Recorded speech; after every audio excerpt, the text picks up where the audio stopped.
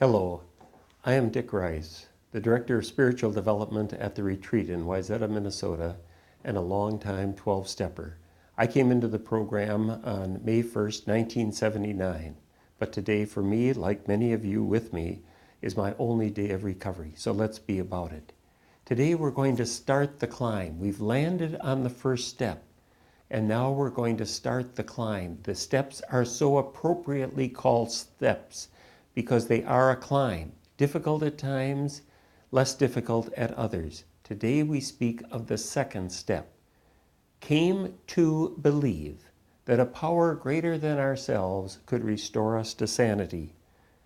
I call this the dawning step, much like a day dawns for us. Little by little, it begins to dawn on us that we really are powerless over alcohol or whatever the drug is, or the person that we might be dependent on. It's dawning on us more and more, and soon will come to full morning. Came to believe. Often speakers on the second step will be cute in the way that they begin their presentation, just like I just did. Came to believe. But though that little interruption or that little pause is more than just cute, it really says what this step is. With the first step, we admitted. With the third step, we're going to turn our will and our lives over. With the fourth step, we're going to do a fearless and searching moral inventory. Most of the steps are vigorously active, but this second step is much more receptive and much more passive. We come to believe. Have you ever come to in life? I have a number of times. I'm almost embarrassed to share this with you, but I have a phobia toward my own blood. And every time I've bled, especially if I've bled from a surface wound, I've passed out. And whenever I've passed out, I've obviously come to, or I wouldn't be here with you. But that's what it has been. I've come to. I didn't do anything particularly active myself. I was much more dependent on the caregivers who were around me. Little by little, I came to. And that's what the second step is. A very receptive, passive step. In a sense, a slippery step of coming to believe that a power greater than ourselves could restore us to sanity. Let's be honest. In my illness, I had become basically a functioning, practical atheist.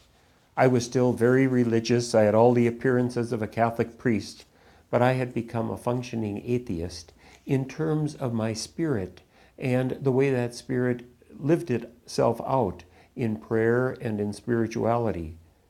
But now it's dawning on me there really is a divine power that cares for the one I'm so concerned about as well as cares for me. It begins to dawn on me. In a sense, this step is like the high tide that raises all the boats. I found that if I was faithful to my meeting, if I was faithful to a sponsor, if I was faithful to attending and participating, it began to rise in me that yes, there is a power greater than myself that could restore me to sanity. There's a wonderful conclusion in the first commentary on the 12 Steps written by Bill W. himself, titled simply 12 Steps and 12 Traditions, where Bill explores what this second step means. He comes to the conclusion of his few pages on the second step, as he has on each of the steps, and he says this: Step 2 is the rallying point for all of us. Whether agnostic, atheist, or former believer, we can stand together on this step. True humility and an open mind can lead us to faith, and every AA meeting is an assurance that God will restore us to sanity if we rightly relate ourselves to Him. So let us come to and come to believe and put our hand out and see if the divine is there to reach us from the other side. Thank you for joining me. I'm looking forward to climbing the third step with you.